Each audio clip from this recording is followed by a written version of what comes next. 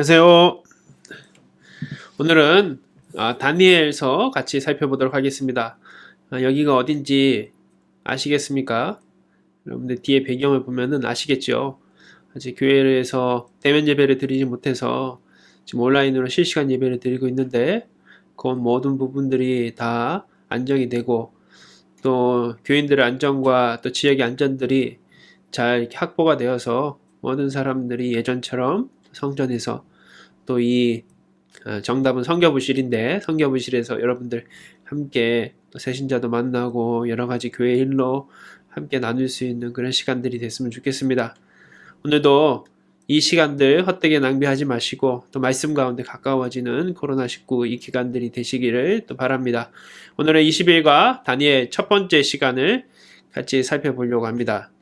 다니엘서의 이 뜻은 그리고 이 책은 예언서에 속해 있죠. 다니엘이라는 사람의 이름이며 그 뜻은 하나님은 나의 심판자이다 이런 뜻입니다. 다니엘서는 성경에서 가장 유명한 이야기가 세 가지 등장합니다. 바로 우리가 어렸을 때부터 많이 들었던 풀무포 속에 들어간 세 친구죠.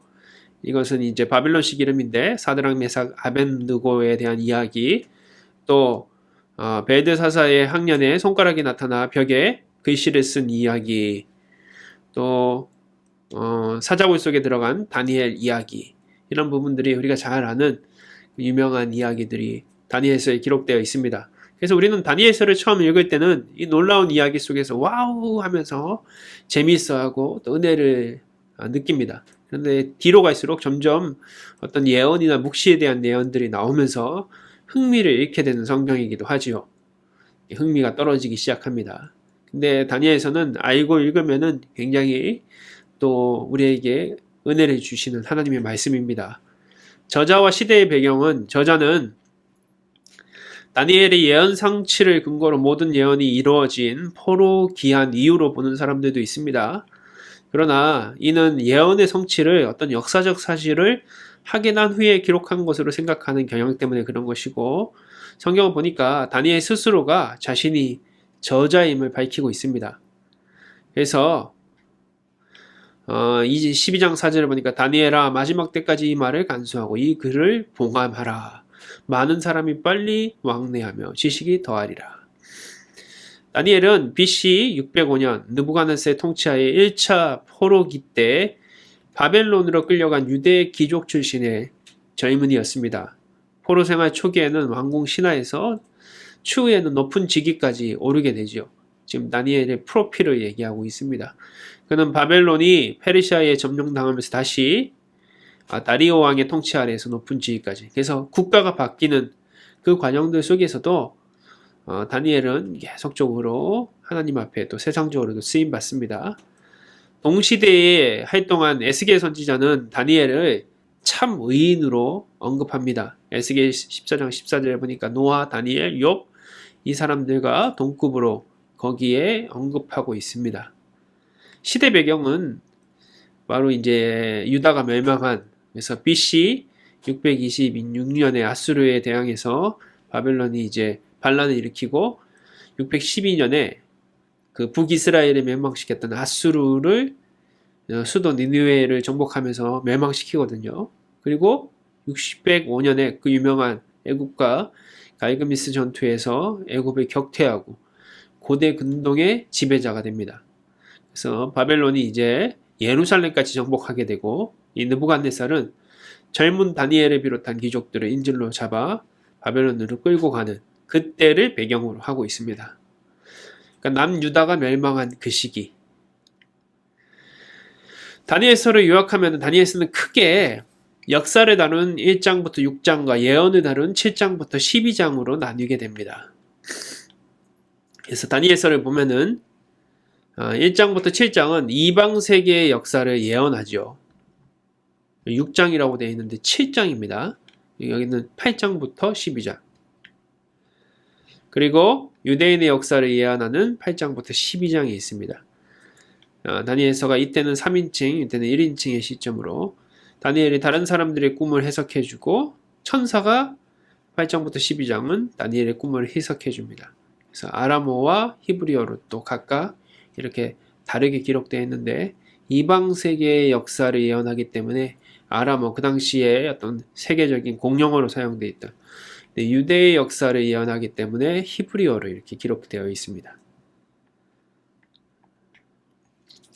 다니엘서의 장별 요약 및 핵심을 보면은 이번에는 제가 특별히 장별로, 다니엘서는 이제 12장으로 되어 있기 때문에 길지 않으니까 장별로 요약을 하면서 핵심적인 키워드를 또 뽑아서 같이 은혜를 나누고자 합니다. 1장을 요약하면 제목을 뜻을 정하여 이렇게 세웠습니다. 유명한 말씀이죠. 다니엘서 1장 8절에 보면은 다니엘은 뜻을 정하여 왕의 음식과 그가 마시는 포도주로 자기를 더럽히지 아니하리라 하고 자기를 더럽히지 아니하도록 환관장에게 구하니. 이게 무슨 뜻을 정한 것일까요? 왕의 음식과 포도주를 마시지 않기로 했습니다. 뭐 맛이 없어서요? 아니죠. 그 당시에 이런 음식들과는 비교할 수 없는 최고의 왕이 먹던 음식, 왕의 식탁에 있는 음식이었습니다. 지금 호텔에 있는 뷔페 음식보다 더 풍성하고 더 진귀한 것들이 많은 음식이었죠. 근데 왜 이것을 거부했을까요? 맛이 없어서가 아니죠. 피를 뿌려서 잡은 고기, 바로 율법을 어기는 고기였고, 부정한 동물들의 고기, 레이기의 말씀을 어기는, 또 우상에게 바쳤던 음식이, 제사를 드렸던, 항상 그런 음식들이 왕의 식탁에 오를 수 있기 때문에 그것을 거부한 것이죠. 거부한 사람들은 다니엘과 세 친구였습니다. 다니엘과 세 친구들을 잠깐 살펴보면은 유대식 이름과 바벨론식 이름이 있었습니다.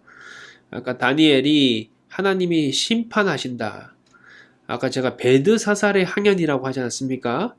유명한 이야기가 손가락으로 글씨 센. 근데 베드사살이 아니라 벨사살일 겁니다. 벨사살. 제가 착각을 했는데 아마 잘못 기록되어 있는 것. 뒤에 보면은 이제 나오니까 다시 살펴보겠습니다. 베드사살은 이제 다니엘의 이름이죠. 그래서 다니엘은 하나님이 심판하신다. 바벨론식 이름은 베드사살, 베리옥의 생명을 보존하소서. 항상 그 이방 신과 연결되어 있죠. 여기는 하나님과, 유대식 이름은 하나님과 연결되어 있습니다. 하나냐는 하나님은 자비로우시다. 사드락으로 태양의 영감, 아쿠의 명령. 또 미사엘, 하나님과 같으신 분이 누구인가? 메삭. 미사엘이 유대식 이름이고 메삭이 바벨론식 이름. 아쿠신, 달의 신 같은 분이 어디 있으랴. 아사랴, 하나님께서도 오신다. 아벤느고, 노고의 종. 포로된 백성의 이름마저, 사실은 우리가 창시 계명처럼 이름마저 바뀔 수밖에 없었던 현실이죠. 근데 우리는 이제 베드사살, 사드락, 다니엘은 보통 다니엘로 기록하는데 세 친구들은 성경이 이제 사드락, 메삭, 아벤느고로 개명된 이름으로 등장하니까 이 이름으로 많이 기억하죠. 사드락, 메삭, 아벤느고. 진짜 유대식 이름은 하나냐, 미사엘, 아사랴였다. 이 창시 계명처럼 계명할 수밖에 없었던 현실이었죠. 그럼에도 불구하고 그들은 왕의 명령을 거부합니다. 뜻을 정하여서. 그리고 이 뜻을 정한 것들을 이제 여러 가지 압박들이 오니까 포기할 만한 조건도 많았죠. 첫 번째는 신앙적인 회의 및 시험이 있을 수 있습니다. 당시의 전쟁은 신의 전쟁이라고 합니다. 보통 나라와 나라의 전쟁은 신들이 전쟁을 해서 결국 누가 이기면은 그 신이 이긴 것입니다. 그 나라의 신이. 바로 바벨론하고 지금 유다가 전쟁을 해서 유다가 멸망을 했다면은 바벨론의 신 마르독이 여호와를 이긴 것이죠. 그렇다면은 더 센 신이 마르독이라고 생각할 수 있지 않습니까? 그 패함에 대한 어떤 신앙적인 회의가 있을 수 있다는 것이죠. 지금 하나님이 살아 계신 건가? 하나님이 지금도 역사하시나? 정말 하나님이 최고의 신인가? 이렇게 신앙적인 회의가 될 수 있는 바벨론 포로 생활. 그리고 포로로 끌려왔습니다. 그들은 또 소수였고, 그래, 남들도 다 그렇게 하는데 지금 우리가 거룩한 척하고 이렇게 한다고 해서 누가 알아줘? 남들도 다 그렇게 하는데 현실을 타협할 만한 요구들이 있을 수도 있고요. 무엇보다 왕의 명령입니다. 불복종하면은 죽을 수도 있는 것이죠. 죽음을 각오해야 됩니다. 그럼에도 불구하고 다니엘은 뜻을 정했다. 마음을 정해버리고 더 이상 생각하지 않기로 하고, 이 뜻은 또한 하나님께 맡겼다는 뜻이기도 합니다. 결국 하나님이 그를 인도하시죠. 그래서 어떤 현상이 일어납니까? 얼굴빛이 더욱 아름답게 하십니다. 환관장에게 극단적으로 다니엘은 얘기하진 않아요. 우리가 뭐 하나님을 섬기니까 정말 당신들 말 듣지 않겠다 그렇게 하는 게 아니라 지혜롭게 하지요. 10일 후에 한번 봅시다. 우리의 얼굴빛을 보고 정말 우리가 한 일들이 옳은 일이었는지 한번 살펴봐 주십시오. 이게 채식이냐 육식이냐 이게 중요한 것이 아니라는 것이죠. 뭐 육식을 하면은 얼굴빛이 사라지고 채식을 하면은 건강해지고 이런 차원이 아니죠. 하나님의 말씀을 거룩하게 지키기 위한 행동을 하나님께서 기뻐하신다는 것입니다.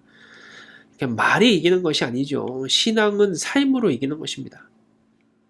하나님이 인도하셔서 그들의 얼굴빛이 훨씬 빛나고 아름답게 하시죠. 두 번째는 하나님이 다니엘에게 지혜와 지식을 주십니다. 이 사건들 속에서 다니엘서 1장 17절을 보니까 하나님이 이 네 소년에게 학문을 주시고 지식을 주시고 모든 서정을 깨닫게 하시고 지식만 주신 것이 아니라 지혜를 주셨으니 다니엘은 또 모든 환상과 꿈을 깨달아 알더라. 거룩한 삶 믿음의 행함을 위해서 뜻을 정하고 지킬 때 하나님께서는 지식뿐만 아니라 지혜를 주신다는 것이죠.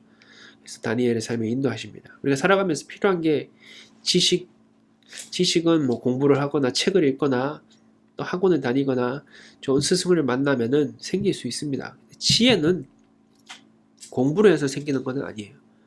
여러분들 뭐 아무리 좋은 대학교 명문 뭐 박사를 따더라도 지혜가 부족한 사람들이 얼마나 많이 있습니까? 아니 정말 지식으로 모든 것들이 다 결정된다면은 이 나라뿐만 아니라 이 세계를 지배하는 사람들이 뭐 지식이 없는 사람들입니까? 다 박사들, 뭐 똑똑한 사람들이 권력을 잡고 있지 않습니까? 그런데 분명한 것은 지혜가 있는 사람을 이기지 못한다는 것이. 지혜는 하나님이 주시는 것입니다. 성경은 하나님이 지혜의 근본이다. 지식의 근본이다. 그렇게 말씀하고 있지 않습니까? 하나님이 지혜를 주셔서 다니엘을 지혜롭게 이기게 하십니다. 2장은 한마디로 요약하면 미스테리입니다. 미스테리를 성경은 은밀한 일이라고 얘기했고 영어 성경에는 그걸 미스테리라고 했습니다. 느부갓네살 왕의 꿈을 목숨을 걸고 해석해야 되는 중대하고 은밀한 일이 생깁니다. 이것을 풀어야 하는 것이죠. 은밀한 일은 영어 성경에서는 미스테리, 히브리어에서는 나즈라고 해서 감추어진 것입니다. 다니엘서 2장 8절에 하늘에 계신 하나님이 이 은밀한 일에 대하여 불쌍히 여기사 다니엘과 친구들이 바벨론의 다른 지혜자들과 함께 죽임을 당하지 않게 하시기로 그들로 하여금 구하게 하니라. 왕의 꿈을 그 미스테리, 알 수 없는 꿈을 하나님께서 그들에게 풀어주신다는 것이죠. 이 은밀한 일을 풀기 위해서 다니엘과 세 친구들은 합심하여 기도하기 시작합니다. 왜? 자신의 지식과 능력으로 알지도 못하고 해결할 수도 없는 미스테리한 일이었기 때문에 기도할 수밖에 없는 것이죠. 오늘 우리의 인생에도 마찬가지입니다. 은밀한 일, 미스테리한 일들이 항상 있습니다. 나의 힘으로, 나의 지혜로, 나의 지식으로 감당할 수 없는, 풀 수 없는 일들이죠. 그래서 그걸 풀 수 있는 열쇠가 무엇입니까? 기도죠. 기도할 때 하나님이 지혜를 주시는 것입니다. 근데 왜 우리가 기도하지 않습니까? 교만한 거죠. 내가 풀 수 있다고 생각하는 것이죠. 그래서 점점 꼬여갑니다. 기도하는 다니엘에게 하나님은 환상 가운데 꿈을 보여주고 해석해 주십니다. 3장을 요약하면은 하나님이 계시다면입니다. 물음표죠. 근데 이 물음표가 느낌표가 되게 인도하십니다. 꿈을 해석한 다니엘과 세 친구는 안전하고 성공한 듯 했습니다. 근데 다시 위기가 닥칩니다. 그러니까 우리의 인생은 성공한 것 같을 때 또 위기가 오고 고난이 오고 시련이 온 것 같고 망한 것 같은데 다시 또 우리를 일으켜 주시고 이 순환의 구조인 것 같아요. 느부갓네살 왕이 자신의 힘과 통치 강화를 위해서 자신을 신격화하며 금으로 신상을 만들고 절하게 합니다. 신상이 굉장히 거대했다고 성경은 또 어디서나 볼 수 있게 평지에 세웠습니다. 그리고 선포를 합니다. 누구든지 엎드려 절하지 않은 자는 즉시 맹렬히 타는 풀무불에 던져 넣으리라. 절하지 않은 자가 누구였습니까? 다니엘과 세 친구이죠. 왕에게 신문을 당한 후에 맹렬히 타는 풀무불에 영광로에 던져집니다. 그때 그들이 던진 말이 무엇입니까? 이때 다니엘은 어디 있는지 모르겠어요. 다니엘의 세 친구들이 던져지죠. 그때 던진 말이 하나님이 계시다면입니다. 이때 물음표가 아니에요. 느낌표죠. 다니엘 1장 17절에 보니까 3장 17절에 보니까 또 잘못 나왔네요. 왕이여 우리가 섬기는 하나님이 계시다면 우리를 맹렬히 타는 불못과 능히 건져내시겠고 왕의 손에서도 건져내시리라. 하나님이 기뻐하시는 믿음이 무엇입니까? 히브리서 11장 6절에 보니까 믿음이 없이는 하나님의 기쁘시게 하지 못한다. 근데 이 믿음은 뭐냐? 하나님이 반드시 살아계신 거죠. 자기를 찾는 자들에게 상 주시는 이심을 믿어야 할지니라. 이 말씀 여러분 꼭 암송하십시오. 하나님이 살아계신 것을 믿는 것을 기뻐하신다. 신앙생활에서 제일 힘든 게 뭘까요? 어떤 오랜 또 유명한 은퇴하신 목사님이 사람들이 물어봤습니다. 신앙생활 하면서 가장 힘든 것이 무엇입니까? 목회하면서 가장 힘들었던 것이 무엇입니까? 그분이 여러 가지가 있지만 제일 힘든 것은 여전히 하나님을 믿는 것입니다. 그렇게 얘기했다고 합니다. 하나님을 믿는 것이 어렵습니다. 정말 던지는 사람마저 뜨거운 풀무불에 하나님은 새 친구를 보호하시죠. 하나님을 믿었기 때문입니다. 그리고 느부갓네살은 놀라서 불 가운데 던진 사람이 세 사람이 아니었느냐. 옳소이다. 왕이 또 말하되 내가 보니 네 사람이 불 가운데 다니는데 상하지도 아니하고 그 넷째의 모양은 신들의 아들과 같도다. 이 네 사람, 세 사람이 던져졌잖아요. 다니엘의 세 친구잖아요. 한 사람은 누굽니까? 다니엘입니까? 다니엘이 뛰어 들어갔을까요? 아니죠. 하나님의 사자. 아니면 하나님께서 스스로 보호하셨을 수도 있죠. 결국 넘어간대요. 결국 왕은 하나님을 칭송하고 세 친구 사드락 메삭 아벳느고를 바벨론에서 더욱 높입니다. 사장을 한마디로 얘기하면 교만입니다. 느부갓네살이 두 번째 꿈을 꾸면서 다니엘에게 꿈을 해석해달라고 요구합니다. 교만이 무엇입니까? 자신을 높이는 것일 뿐만 아니라 하나님과 동급으로 선악을 스스로 분별하려고 하는 것이죠. 하나님 필요 없다는 것이죠. 왕의 꿈이 무엇이었습니까? 10절부터 17절에 보면은 내가 침상에서 나의 머릿속으로 환상이 이러하니라. 한 나무가 있는 것을 보았는데 높이가 높더니 그 나무가 자라서 견고해지고 그 높이는 하늘에 닿았으니 그 모양이 땅끝에서부터 보이겠고 그 잎사귀는 아름답고 그 열매는 많아서 만민의 먹을 것이 될 만하고 들짐승이 그 그늘에 있으며 공중에 나는 새는 그 가지에 깃들고 육체를 가진 모든 것이 거기에 먹을 것을 얻더라. 이거 다 읽으려면 너무 힘드네요. 어쨌든 이런 꿈을 꿨는데 다니엘의 꿈의 해석은 무엇입니까? 여러분 성경을 읽으십시오. 이거 다 읽어주면 또 시간이 너무 오래 걸려서 이 꿈을 해석해 주는데 결국은 다니엘은 왕이 교만하다는 것을 경고하지요. 하나님께서 이 경고는 뭡니까? 돌이킬 수 있는 기회를 주시는 것이죠. 그러나 교만한 느부갓네살은 이 환상을 듣지 않고 깨닫지 못합니다. 그래서 하나님은 깨달은 후에야 다시 원래의 모습으로 돌아오게 하시죠. 교만한 느부갓네살이 받은 형벌이 무엇입니까? 이것도 여기 기록되어 있는데 하나님이 가장 싫어하는 것이 교만입니다. 그래서 교만은 하나님이 꺾어버리십니다. 깨닫게 하시는 것이죠. 가장 싫어하는 교만은 결국 하나님을 인정하지 않는 것이죠. 무엇보다 자신의 성공, 재산, 권력을 자신의 능력으로 이런 것으로 생각하고 자기만을 위해서 쓰는 것입니다. 교만의 반대가 섬김이며 바로 예수 그리스도의 길이죠. 빌립보서 2장 6절부터 8절에 보니까 근본 하나님과 본체시나 하나님과 동등됨을 취할 것을 여기지 아니하시고 오히려 자기를 비워 종의 형체를 가지사 사람들과 같이 되셨고 사람의 모양으로 나타나서 자기를 낮추시고 죽기까지 복종하셨으니 곧 십자가에 죽으심이라. 하나님께서는 결국은 우리가 교만이 아닌 섬김의 길, 예수 그리스도의 길로 가기를 원하십니다. 5장을 요약하면 이것을 알고 됩니다. 이제 느부갓네살의 통치 후에 벨사살이 왕이 됩니다. 아까 제가 얘기했던 그 벨사살의 학년에 글씨가 나타나죠. 베드사살은 이제 다니엘이고, 벨사살은 바벨론 왕조의 최후의 왕입니다. 그는 왕이라고 불리지 않고 왕의 아들이라고 불리었는데, 보통 느부갓네살의 아들로 우리가 생각하는데, 그 이유는 그의 어머니가 느부갓네살의 딸이었기 때문이죠. 그는 아버지 느부갓네살이 하나님 앞에 교만하여 7년 동안 짐승처럼 산 것을 알고도 변화된 삶을 살지 않습니다. 아까 그 느부갓네살의 교만으로 받은 형벌이 짐승처럼 사는 것이었습니다. 다니엘서 5장 21절에 보니까 벨사살이여 왕은 그의 아들이 되어서 이것을 다 알고도, 그러니까 느부갓네살이 당했던 일들, 그 교만함으로 말미암아 하나님이 내리는 형벌을 알고도 아직도 마음을 낮추지 아니하셨습니까? 낮추지 아니하고 알고도 행하지 않는 이유가 무엇입니까? 지적을 했는데 흘려들으며 잔소리처럼 생각합니다. 알고도 게으름과 핑계를 미루는 것이죠.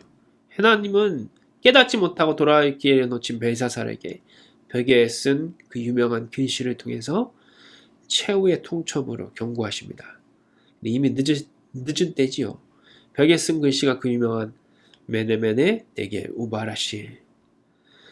하나님이 이미 왕의 나라의 시대를 세워서 끝나게 하며 저울에 달아보니 부족하였다, 이 뜻입니다. 이러므로 그의 앞에 이 손가락이 나와서 이 글을 기록하였으니, 기록한 거 있잖아요. 이것이라. 바로 이 내용을 기록하고 있죠. 그리고 그 밤에 갈대아 왕 벨사살이 죽임을 당하였고, 메대 사람 다리오가 나를, 그때 다리오는 60세였더라.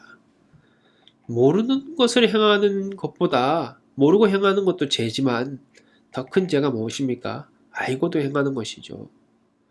알고도 돌이키지 않는 삶의 방향을 하나님은 경고하실 뿐만 아니라 하나님은 우리를 저울에 달아보십니다. 그리고 과연 우리는 그 하나님의 이 저울, 그 심판의 저울에 통과할 수 있습니까? 계속적으로 하나님이 경고하심을 빨리 돌이켜야지 통과할 수 있는 것이죠. 마지막 6장에, 우리 이제 전반부의 6장의 마지막은 알고도 전에 하던 대로입니다. 바벨론에서 메대를 이제 다리오가 나라가 바뀌면서 여전히 쓰임받는 다니엘을 시기하는 신하들이 이게 모함을 하죠. 그들은 이제 다니엘이 계속 쓰임 받으니까 다니엘을 고발할 근거를 찾습니다. 근데 허물을 찾지 못했어요. 여러분, 털어서 먼지 안 나는 사람 없다고 하잖아요. 근데 먼지 안 나는 사람이 있었던 거예요. 뭐 검찰을 동원해서 막 조사를 했는데 다니엘에게는 허물이 없는 거예요. 그래서 아무 허물도 없음이었더라. 참 이런 사람이 없는 것 같아요. 요즘에 우리의 나라의 지도자들이 이 길을 걸어야 되는 것이죠. 어떤 신앙을 떠나서, 신앙인이라면 더욱 그래야 되고요. 떠나서 정말 하나님 앞에 정직한 인생, 그렇게만 된다면은 허물이 있겠습니까? 신하들은 왕에게 조서를 통해 왕의 신에게 기도하는 자는 사자굴에 넣도록 음모를 꾸밉니다. 다니엘이 왕에게 기도하고 있다는 사실을 알고 있고 음모를 꾸미는 것이죠. 누구든지 왕에게 절하거나 다른 신에게 기도하면 사자굴에 던져 넣기로. 그래서 다니엘의 반응은 무엇입니까? 몰래 기도한 것이 아니라 알고도 전에 하던 대로. 그 유명한 말씀입니다. 6장 10절. 다니엘이 이 조서에 왕의 도장이 찍힌 것을 알고도 왕이 이것을 지키지 않으면 사자굴에 던진다는 왕의 명령, 죽음, 그 죽음의 두려움을 알고도 자기 집에 들어가서는 윗방에 올라가 예루살렘을 향한 창문을 열어버렸어요. 전에 하던 대로 하루 3번씩 무릎을 꿇고 기도하며 그의 하나님께 감사하였더라. 왕의 조서는 죽음, 돌이킬 수 없는 세상 권력, 두려움을 상징하죠. 내용을 알고도 오히려 다 보란 듯이 창문을 열고 기도했다는 것입니다. 왕도 이 다니엘을 구하고 싶었지만 자기가 한 말, 그 법을 지켜야 되니까 사자굴에 던질 수밖에 없었던 것이죠. 요즘에 이 다니엘과 같은 모습으로 자기가 이 코로나 기간 동안에 어떤 교회를 선한 의도로 지킨다, 이렇게 얘기하는 사람들이 있습니다. 근데 이건 근본적으로 다른 문제입니다. 다니엘은 다른 사람에게 피해를 주거나 어떤 생명의 위협을 주면서 전에 하던 대로 기도한 것이 아니에요. 다니엘은 자신의 신앙을 지키기 위해서 또 자신의 목숨이 위험함에도 불구하고 기도한 것이죠. 마치 6.25 때 예를 들어서 공산당이라든지 정말 어떤 사람들이 예수님 믿으면 죽인다 이렇게 하면서도 예수님 믿습니다 하고 순교했던 일사각오의 신앙처럼 일제 강점기에 어떤 신사참배를 하지 않고 믿음을 지켰던 모습처럼 그건 진짜 하나님의 나라, 하나님의 뜻을 이루기 위해서 자신을 희생하고 순교한 것이죠. 근데 요즘에 코로나19 때문에 우리가 거룩하게 예배를 드린다. 이것은 다른 차원의 문제라는 것이죠. 우리가 예배를 드리지 않는 이유가 무엇입니까? 예배를 드리지 않는 것이 온라인으로 드리는 이유가 무엇입니까? 1차적으로는 교인들의 안전입니다. 두 번째는 이웃의 안전을 위해서. 근데 그걸 어기면서 자신이 마치 다니엘처럼 어떤 순교의 정신으로 뜻을 정하여 이렇게 한다는 것 자체가 사실은 성경을 왜곡하는 것이고 잘못 해석하는 것이라는 것이죠. 진짜 하나님 앞에 믿음을 발동해야 될 시기와 상황은 자기 자체가 생명의 위협을 느끼면서도 신앙을 지키는 그 순간이라는 것이죠.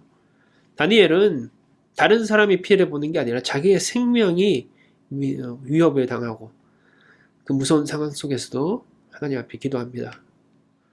다니엘과 사자굴에 두 가지 그림이 있습니다. 여러분은 어떤 다니엘을 상상하십니까? 왼쪽에 있는 그림은 누벤스의 그림이고요. 사자굴 속에 다니엘은 어떻게 보면은 두려움 속에 있습니다. 무서워하지요. 그리고 그 절망의 순간에 기도라는 끈을 놓치지 않고 있습니다. 그것을 빛과 그림자로 잘 표현하고 있죠. 그 오른쪽에 있는 두 번째 그림은 니베르라는 사람이 그린 그림인데 여기는 보통 우리가 생각하는 미소년의 다니엘이 아니라 중년의 다니엘이 그려져 있죠. 볼품없는 대머리에다가 주름지고 창백한 노인의 얼굴이지만 그 안에는 사자들이 두려워할 믿음의 야성이 느껴지는 그림입니다. 창문을 쳐다보고 있는데 감히 범접하지 못하지요. 사실 오른쪽에 있는 바로 이 중년의 다니엘을 그림을 표지로 사용한 찰스 콜슨의 책 순전한 믿음에는 이런 글귀가 등장합니다. 기독교는 강요하는 게 아니다. 제안하는 것이다. 복음은 대제안이다. 그러니까 우리가 전도를 할 때 강요하는 것이 아니라는 것이죠. 우리가 본을 보이고 진짜 이렇게 담대하게 승리하는 모습들, 다니엘과 같은 모습들을 보여줌을 통해서 사람들이 우리가 예수님을 믿는다는 것이 무엇인지를 제안하는 것입니다. 보여주는 것입니다. 그래서 나도 믿고 싶다. 나도 그 길을 한번 가보자. 이렇게 사람들이 스스로 나올 수 있도록 스스로 하나님 앞에 인도함 받을 수 있도록 만드는 것이 바로 진짜 기독교, 그리스도교의 힘이라는 것이죠. 근데 요즘 세상은 반대로 돼 있지 않습니까? 강요를 하죠, 강요. 제한은 없습니다. 오히려 제한은 점점 사라지고 강요와 자신들만의 믿음의 공동체, 자신들만의 공동체로 머무는 그런 신앙의 모습들이 얼마나 많이 있습니까? 다니엘의 사자굴 속의 모습은 결국 왕에게 진짜 하나님이 계심을 알게 하고 고백하게 합니다. 믿음을 강요한 게 아니라 삶을 통해 제안했고 믿음으로 보여주었다는 것이죠. 결국 하나님은 이런 다니엘을 어떻게 하십니까? 형통은 뚫고 지나간다는 말이거든요. 어려움이 있었지만 뚫고 지나가게 하시죠. 왕이 어떻게 고백합니다. 어떻게 고백합니까? 그는 살아계시는 하나님이시여 영원히 변하지 않으시며 그의 나라는 멸망하지 아니할 것이요 그의 권세는 무궁할 것이며 그는 구원도 하시며 건져내기도 하시며 하늘에서든지 땅에서든지 이적과 기사를 행하는 이로서 다니엘을 구원하여 사자의 입에서 벗어나게 하셨음이라 하였더라. 이 다니엘이 다리오 왕의 시대와 바사 사람 고레스 왕의 시대에 형통하였더라. 바로 하나님께서 이 다니엘을 더 크게 쓰임받게 하신 하나님의 이유가 분명히 있죠. 1장부터 6장을 통해서 이 전반부에 가장 핵심적인 키포인트 첫 번째는 타협하지 않는 믿음입니다. 아까 얘기한 것처럼 다니엘과 세 친구들은 세상 권력 및 유혹에 타협하지 않았습니다. 그리고 구별된 남들과 똑같은 삶이 아니라 구별된 거룩한 삶을 지키기 위해서 노력했습니다. 대표적인 게 바로 뜻을 정하여 왕의 음식을 먹지 않고 금신상에 절하지 않고 전에 하던 대로 왕의 조서에도 불구하고 조서에도 불구하고 기도한 것이죠. 성경은 이것을 가능하게 했던 것을 믿음이라고 얘기합니다. 잘 찾아야 돼요. 이 문구 자체가 아주 조심스럽게 숨어져 있는 말씀입니다. 6장 23절 파야 되는 거죠. 말씀을. 왕이 심히 기뻐서 명하여 다니엘을 굴에서 올리라 하며 그들이 다니엘을 굴에서 올린즉 그의 몸이 조금도 상하지 아니하였으니 이는 그가 자기의 하나님을 믿음이었더라. 조용하게 고백하는 것이죠. 다니엘이 이렇게 승리할 수 있었던 것은 하나님을 믿었기 때문이다. 다니엘의 믿음은 어떤 믿음이었습니까? 첫 번째는 현실에 충실한 믿음이었습니다. 다니엘은 비록 포로였고 나라를 뺏긴 백성으로 이방 민족의 나라였지만 나라가 바뀌고 왕이 바뀌어도 언제나 자신이 맡은 일에 열심히 감당했습니다. 진짜 믿음은 산에 가서 기도원에 가서 세상과 단절된 속에서 지키는 것이 아닙니다. 삶 속에서 직장이라든지 가정이라든지 이웃에게 증명이 돼야 되는 삶이라는 것이죠. 예수님 믿는데 다른 사람들에게 욕을 먹거나 다른 사람들에게 정말 나쁜 평가를 듣거나 물론 그것이 신앙을 지키기 위한 부분이라면은 또 하나의 믿음의 시험이지만 그런 게 아니라 자기 일에 충실하지 않음을 통해서 얼마나 많은 크리스찬들이 신앙이란 이름으로 현실의 삶을 충실하지 않게 합니까? 다니엘은 그렇지 않았다는 것이죠. 세상적으로도 충실했고 성실했고 인정받았습니다. 두 번째는 지켜야 할 일 앞에는 결국은 하나님을 선택하는 믿음입니다. 세상의 왕과 하나님 사이에 다니엘은 하나님을 선택했습니다. 사람들은 반대라는 것이죠. 거룩한 척하고 다른 일에는 작은 일들에는 현실에 충실하지도 않고 막 하나님 이름으로 뭘 한다고 얘기하는데 결정적일 때는 또 하나님을 배신하죠. 세상을 선택하는 게 우리의 약한 믿음이라면 다니엘은 결정적일 때 더욱 하나님을 붙잡았다는 것이죠. 바로 죽음의 두려움. 나에게 큰 손해가 오는 문제 앞에서도 다니엘은 하나님을 선택합니다. 마지막으로 세 번째는 평소에도 영적 습관을 통해 훈련된 믿음입니다. 다니엘의 선택은 그 순간이 아닌 평소의 훈련 속에 성장한 믿음이었습니다. 전에 하던 대로 다니엘은 급하게 기도한 게 아니죠. 평소에 기도했고 나이가 들어서도 영적 습관을 놓치지 않았습니다. 우리가 처음에는 신앙이 좋고 믿음 생활 열심히 했다가도 나이가 들면서 점점 믿는 대로 사는 게 아니라 사는 대로 믿는 모습들이 얼마나 많이 있습니까? 옛날에는 말이야 내가 말이야 이렇게 했던 나 때는 말이야. 근데 신앙은 나 때는 말이야가 중요한 게 아니에요. 지금은 말이야. 믿음은 가만히 있으면 멈추는 것이 아닙니다. 미끄럼틀을 여러분들이 달려서 거꾸로 한번 올라간다고 생각해 보십시오. 중간에 가다가 멈췄습니다. 그럼 거기에 그대로 멈춰 있습니까? 힘이 떨어지기 시작하죠. 점점 뒤로 밀려나죠. 그때 발버둥 쳐서 올라가는 것. 그게 믿음이라는 것입니다. 가만히 있으면 멈추는 것이 아니라 뒤로 밀려나는 것이 믿음입니다. 결국 다니엘의 형통은 고난과 시련, 유혹을 정말 힘들고 어렵지만 발버둥 치는 믿음으로 이길 때 영적인 싸움을 해나갈 때 하나님께서 그의 인도하신 가운데 주신 것입니다. 6장 28절 다니엘이 다리오 왕의 시대와 바사사랑 고레스 왕의 시대에 형통하였더라. 다니엘의 형통만 부러워할 것이 아니라 그가 전에 하던 대로 영적인 습관으로 항상 삶 가운데 하나님과 가까이 하려고 했던 그 사실을 놓치지 마시고 우리의 삶에 적용해야 된다는 것이죠. 자, 오늘 다니엘 첫 번째 시간 끝났습니다. 여기 잘못 나왔네요. 다니엘 두 번째인데 다니엘 두 번째 시간은 1월 21일 목요일에 다시 만나도록 하겠습니다. 우리 다니엘 두 번째 시간에 다시 만나겠습니다. 수고하셨습니다. 감사합니다.